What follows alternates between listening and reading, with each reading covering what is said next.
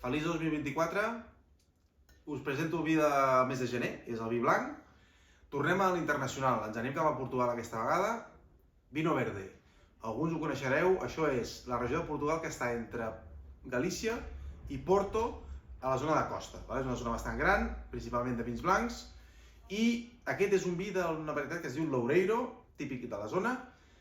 Trobem un vi fresc, bona acidesa, però una fruita una mica dolça, una mica sutilment dolça. Llavors és un vi blanc amable, fàcil de beure i per prendre en moments de plats lleugers, tipus uns sushis, unes amanides, uns fregits, per exemple, no per plats més contundents, d'acord? Això és un vi d'un celler que es diu Abeleda, que agafa el nom del vi, el vi agafa el nom del celler, i és un celler de fa uns 150 anys, cinquena generació.